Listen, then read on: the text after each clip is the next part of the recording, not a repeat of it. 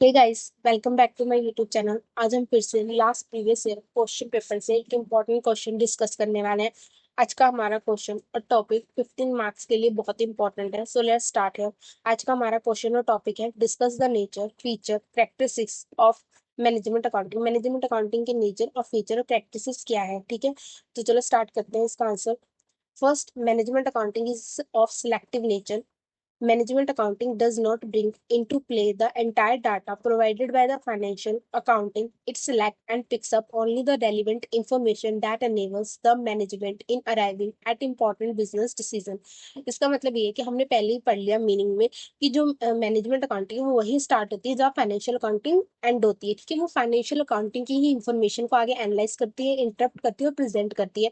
But इसके मतलब ये है कि जो मैनेजमेंट अकाउंटिंग, इसका ये मतलब नहीं कि मैनेजमेंट अकाउंटिंग जितनी उसकी कंक्लूजन निकली थी, समराइजिंग निकली, तो सबको ही अ, आगे प्रेजेंट कर देगी। वो ऐसा नहीं करती। वो सिर्फ उसमें से कुछ कुछ चीजें जो उसको लगता है कि इट इज इम्पोर्टेंट, ठीक है, उन्हीं उन्हीं चीजों को वो पिक करती है। सिलेक्टिविटी नेचर है, मतलब सिर्फ कुछ कुछ को, अगर उसके पास सारी इन्फॉर्मेशन पड़ी तो उसको जो इन्फॉर्मेशन लगती है कि इट इज सुटेबल या इट इज इम्पोर्टेंट, उसी को सिलेक्ट करती है और पिक करती है और उसको इस वे में प्रेजेंट करती है कि वो आगे के बिजनेस डिसीजन लेने में हेल्पफुल हो, ठीक है।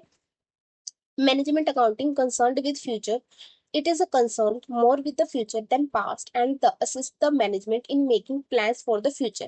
ठीक है। जो मैनेजमेंट अकाउंटिंग है ना, वो क्या करती है, वो फ्यूचर से कंसर्न्ड है। वो सारी इंफॉर्मेशन जो वो बना रही है या जो वो प्रेजेंट कर रही है, उसका सारा मोटिव ये है कि जो फ्यूचर की प्लानिंग हो सके, फ्यूचर में डिसीजन ले सके, फ्यूचर में कंट्रोल कैसे किया जाए, ये सब होता है, ठीक है। लेकिन जो फाइनेंशियल अकाउंटिंग होती है ना, पास्ट से रिलेटेड होती है, क्योंकि वो जितनी उसकी जो अकाउंटिंग हो रही है वो सारी पास्ट की इंफॉर्मेशन से हो रही है। लेकिन जो मैनेजमेंट अकाउंटिंग है वैसी नहीं है। वो कंसर्न किससे, फ्यूचर से। उसकी सारा कुछ, उसका मेन मोटिव यही होता है कि फ्यूचर में कैसे डिसीजन लिया जा सके, फ्यूचर में प्लानिंग कैसी होगी प्रोडक्ट की, उसका सारा काम फ्यूचर से रिलेटेड होता है।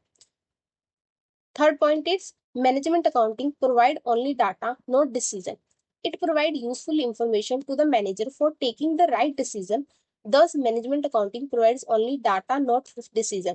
ये बोला कि जो मैनेजमेंट अकाउंटिंग है, हमने ये तो पढ़ लिया कि मैनेजमेंट अकाउंटिंग एक मैनेजर को एक राइट डिसीजन लेने में, एक, एक प्लानिंग करने में, एक अच्छी कंट्रोलिंग करने में हेल्पफुल करता है। लेकिन इसका ये मतलब नहीं है कि मैनेजमेंट अकाउंटिंग डिसीजन ले रहा है। मैनेजमेंट अकाउंटिंग डिसीजन नहीं ले रहा। मैनेजमेंट अकाउंटिंग सिर्फ मैनेजर को एक एक इंफॉर्मेशन दे रहा है, हेल्पफुल इंफॉर्मेशन, जिसके बेसिस पे मैनेजर डिसीजन लेगा, ठीक है। उसको अगर लगेगा कि ये इंफॉर्मेशन सही है, ये इंफॉर्मेशन यूजफुल है, दैट उसने सही बोला, तो फिर मैनेजर उसके बेसिस पे राइट डिसीजन। उसको लगा कि नहीं, ये तो कुछ भी ऐसे उठा लाया या इट इज नॉट अच्छे वे में प्रेजेंट है कुछ भी, तो वो उसके बेसिस पे डिसीजन नहीं भी ले सकता। वो डिसीजन कैलकुलेशन का सिर्फ काम ये लिखना है। जैसे एग्जाम्पल के लिए, आपका काम है एग्जाम में क्वेश्चन लिख के आना, ठीक है।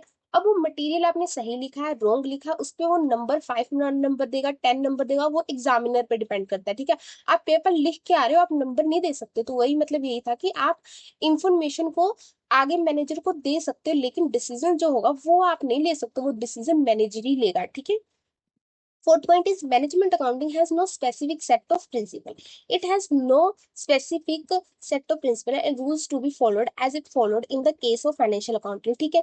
हम सबको पता है फाइनेंशियल अकाउंटिंग में गैप गैप का सेट ऑफ रूल फॉलो किया जाता है, जिसको शॉर्ट फॉर्म में गैप, ठीक है। लेकिन जो मैनेजमेंट अकाउंटिंग, उसका ना कोई स्पेसिफिक सेट है, ना कोई रूल्स है। ऐसा कुछ नहीं कि मैनेजमेंट अकाउंटिंग ऐसे बननी चाहिए या उसकी ऐसे फॉलो ऐसे एक फॉर्मेट होना चाहिए या ऐसे आपको बनानी चाहिए। इसका कुछ मतलब ये रूल्स फॉलो करो, इसमें ये चीजें ऐड होंगी, ये चीजें नहीं ऐड होंगी, ये सब कुछ नहीं है। मैनेजमेंट अकाउंटिंग कोई रूल्स ही नहीं है। तो जैसा जिसका दिल करता है वैसे बनाता है, एंड उसको जैसे लगता है कि ये अच्छे वे में अब मैं प्रेजेंट कर सकता हूँ, वैसे वो कर देता है। वो बनाने वाले पे ही डिपेंड करता है। Next, fifth point is management accounting has no prescribed format. In a management accounting, there is no prescribed format for presenting the information to management. Instead, the information is presented in a way as to make it is more useful for the management. वही चीज फिर से same point आ गया कि जब आपके पास set of principles ही नहीं है, तो आफ्टर ऑल आपके पास प्रिस्क्राइब्ड फॉर्मेट भी नहीं है। प्रिस्क्राइब्ड फॉर्मेट उसी के पास होगा ना जब आपके पास प्रिस्क्राइब्ड फॉर्मेट है। तो मतलब वो एक सेट ऑफ रूल्स में, एक बुक में कहीं लिखा होगा कि भाई ये ऐसे फॉर्मेट होना चाहिए, टी फॉर्म में होना चाहिए, उसके दो अमाउंट के कॉलम में। जैसे फाइनेंशियल हमें मालूम है कि दो कॉलम अमाउंट के होने चाहिए, उसमें लेजर के लिए होने चाहिए, जनरल में हमें पता है, ठीक है। तो उसमें वही बोला कि जब आपके पास सेट ऑफ रूल्स नहीं है, तो आपके पास कोई भी प्रिस्क्राइब्ड फॉर्मेट नहीं है। आपके में ये नहीं लिखा कि आपको ये चीजें इंक्लूड करनी है, ये चीजें नहीं इंक्लूड करनी। वो आपके ऊपर चॉइसेस है, आपको जैसे वो यूजफुल लगता है वैसे कीजिए, ठीक है। जैसे एग्जाम्पल के लिए अगर आप एग्जाम लिख रहे हो, काफी बार ऐसे क्वेश्चन आते हैं जिसका जो ऐसे क्वेश्चन आ जाते हैं जिसका मतलब कुछ भी ऐसे, मतलब आप बोल लो जिनका नहीं पता होता। कई बार टीचर्स बोल देती है ना कि अगर आपको ऐसा कोई क्वेश्चन आ जाए तो इसका कोई स्पेसिफिक आंसर नहीं है, ठीक है, अगर आपको जैसे अच्छा लगे वैसे कर लो। अब वो क्वेश्चन सारे एग्जामिनर सेम लिखेंगे, लेकिन अब उसको कोई डायग्राम के थ्रू प्रेजेंट करके लिख सकता है, वही क्वेश्चन कोई क्या कहते हैं उसको पॉइंट्स में लिखेगा, कोई क्वेश्चन उसको पैराग्राफ में, बिकॉज उसका कोई क्वेश्चन का फॉर्मेट ही नहीं है। ये ऐसा कुछ नहीं है कि वो क्वेश्चन कभी उसका कोई स्पेसिफिक रूल ही नहीं लिखा है, ठीक है। अगर आपको कोई ऐसा क्वेश्चन आ जाए तो वो क्या करता है कि वो आपको एग्जामिनर देखेगा, जिसका उसको अच्छा लगेगा प्रेजेंटेड वो उसको आंसर देता है। वही चीज है कि आपको कोई भी सेट ऑफ प्रिंसिपल रूल्स नहीं है मैनेजमेंट अकाउंटिंग, इसलिए आपको कोई प्रिस्क्राइब फॉर्मेट नहीं है। जिस जो इन्फॉर्मेशन बना रहा है, जो उसको प्रेजेंट करो, जिस वे में करते उसको लगे यूजफुल है, वो उसके लिए सही है फॉर्मेट, ठीक है। Sixth is management accounting provide various tools and technique for analyzing and interpretation, ठीक है। It provide the tools and technique for the analysis of various alternatives, so it as to assist the management in selecting best alternative। जो management accounting है ना, वो क्या करती है, बहुत सारे टूल्स और टेक्निक उसके अंदर आते हैं जिसमें किसकी वजह से हम एनालाइज और इंटरप्रिटेट कर सकते हैं। अब हम जो उसमें भी हमने सिंपल ऊपर देखा ही हुआ है कि कोई प्रिस्क्राइब्ड फॉर्मेट है नहीं, कोई प्रिस्क्राइब्ड कोई प्रिस्क्राइब्ड फॉर्मेट नहीं है, ठीक है, कोई भी प्रिस्क्राइब्ड सेट ऑफ रूल्स नहीं है। तो इसका क्या है कि वो सारे टूल्स एंड टेक्निक्स उसके लिए ओपन है, ठीक है, कि आप ये सारे टूल्स, आपके पास सारे टेक्निक्स एनालाइजिंग के, आपको जो सुटेबल लगता है, आपको जो लगता है कि आपके लिए यूजफुल है, आप उसे उठाइए और उसके थ्रू आप एनालाइज कीजिए और इंटरप्रिटेट कीजिए, ठीक है। Seventh is management accounting provides special device for controlling the affair of the business. Special device used by the management for controlling the affair of business like standard device, budgetary control, managerial costing, project appraisal, performance reporting, etc. are an integral part of the management accounting। ठीक है, जो management accounting है वो control करने के लिए business के affairs हो, कोई बिजनेस का अफेयर ना ज्यादा हाथ से बाहर निकले, ज्यादा कंट्रोल कर दिया जाए, उसमें एक लिमिट होनी चाहिए, बैलेंस होना चाहिए। उसके लिए कुछ वो स्पेशल टूल्स प्रोवाइड करता है, जैसे स्टैंडर्ड डिवाइस जैसे आपका कोई स्टैंडर्ड सेट कर दिया गया कि उससे आपकी परफॉर्मेंस ज्यादा नहीं होनी, मतलब आपकी परफॉर्मेंस ज्यादा हुई तो आपको बोनस मिलेगा, इंसेंटिव मिलेंगे, लेकिन आपकी अगर उससे परफॉर्मेंस कम हो गई तो आपको उससे मोटिवेट किया जाएगा, उसकी वेज होंगे कि आपको कैसे मोटिवेट करना है, या आपको पनिशमेंट के थ्रू, ये कैसे आपको उस स्टैंडर्ड डिवाइस तक पहुंचाना है। तो उसको स्टैंडर्ड डिवाइस बजटरी कंट्रोल की आपकी इतनी बजट होनी चाहिए, आप इस बजट से ज्यादा मतलब खर्चा नहीं कर सकते, आपको इतने बजट के अंदर ही बनाना है, ठीक है। वैसे प्रोजेक्ट एप्रिशियल परफॉर्मेंस रिपोर्टिंग, परफॉर्मेंस आपकी कैसी जा रही है उसकी रिपोर्ट हर बार आपको देनी पड़ती है, मतलब आप लेते हो, ठीक है। तो ये सब चीजें क्या है, इसकी वजह से कंट्रोल अफेयर अच्छा हो जाता है, ठीक है। Eighth is management accounting process the data supplied by financial accounting. It process raw data supplied by the financial accounting in a way as to help the management in effective planning। हमें पता ही है कि जो management accounting वहीं start होती है जहाँ financial accounting है, तो उसी की इंफॉर्मेशन को वो आगे लेके जाती है। लेकिन इसका ये मतलब नहीं कि वो जैसी रो डाटा थी, जो फाइनेंशियल अकाउंटिंग इन्फॉर्मेशन डिट्टो ही लेगी, वो उसको एनालाइज कर रही है, इंटरप्रेट कर रही है, समराइज मतलब एक अकॉर्डिंग वो उसको प्रोसेस कर रही है, ठीक है। वो एक कहीं ना कहीं वो पहले रो डाटा थी, मतलब वो कहीं ना कहीं एक उस रो डाटा था, उसको वो प्रोसेस करके उसको वो यूजफुल बना के वो फिर उसको सप्लाइड कर रही है कहाँ, फाइनेंशियल अकाउंटिंग में, ठीक है। सॉरी, फाइनेंशियल अकाउंटिंग को अकाउंटिंग की डाटा को रो प्रोसेस करके सप्लाई कर रही है किसको, मैनेजमेंट को, ठीक है, ताकि वो अच्छे डिसीजन ले सके, प्लानिंग कर सके। जैसे फॉर एग्जाम्पल के लिए कि अगर आप कोई चीज बना रहे हो, ठीक है, जैसे आप चीनी बना रहे हो, ठीक है, तो आपका जो शुगर कैन है वो आपका रो डाटा है, ठीक है, रो प्रोडक्ट है जिसको हम बोल सकते हैं रो डाटा है। आप उसको दो तीन प्रोसेस से निकाल के फिर आप उसको चीनी के फॉर्म में निकालो, चीनी के आपकी एक अच्छी वे है, आपका आखिरी, तो वैसे ही बोला कि आप आखिर में क्या सप्लाइड कर रहे हो, आप चीनी कर रहे हो।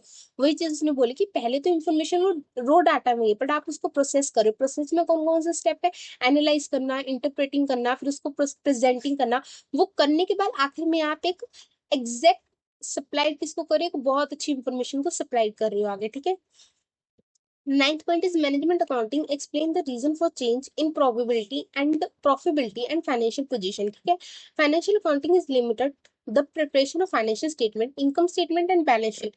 Income statement is prepared for ascertain the profit earned or loss suffered by the business. Balance sheet is prepared for ascertaining the financial position of the enterprise on a particular date. However, management accounting goes a step further and attempt to explain the reason for increase or decrease in profit or loss as compared to previous year, as well as reason for changing financial position. ठीक है, अब देखो जो management accounting है, जो financial accounting है ना, उसका जो स्कोप था वो लिमिटेड था। ठीक है, वो सिर्फ दो ही चीजें बनाती थी, एक इनकम स्टेटमेंट, एक बैलेंस शीट।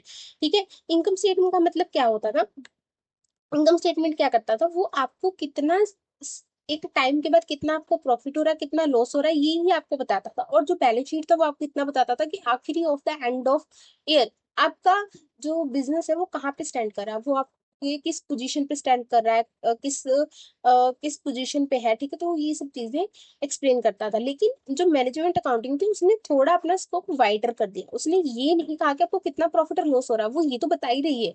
ठीक है, बट वो ये भी बता रही कि उस प्रॉफिट होने का रीजन क्या है, उस लॉस होने का रीजन क्या है। ठीक है, तो उसने रीजन भी ऐड करने शुरू कर दिए जो कि फाइनेंशियल अकाउंटिंग नहीं करता था। वो ओवरऑल बता देता था कि आपको इतना प्रॉफिट हो गया।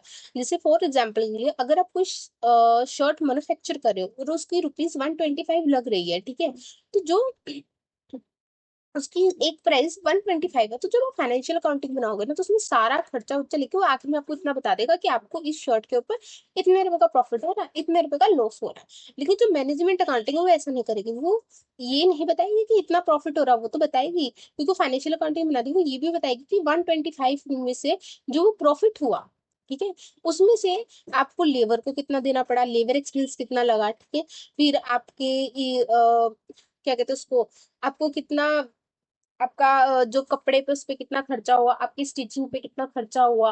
ठीक है, आपका प्रॉफिट जो इंक्रीज हुआ, सेल हुई, वो किस वजह से हुई, आपके कलर के डिजाइन की वजह से या किस एरिया में। तो उसका मतलब ये कि वो आपको कहीं ना कहीं ज्यादा डिटेल में आपको रीजन भी देता है कि वो चेंजेस क्यों आ रहे हैं, जो फाइनेंशियल अकाउंटिंग नहीं देता है। सो आज के लिए इतना ही। आपको अगर ये वीडियो थोड़ी भी हेल्पफुल लगी हो तो लाइक कीजिए, शेयर कीजिए और सब्सक्राइब करना ना भूलेगा। थैंक यू फॉर वॉचिंग, मिलते हैं नेक्स्ट वीडियो में।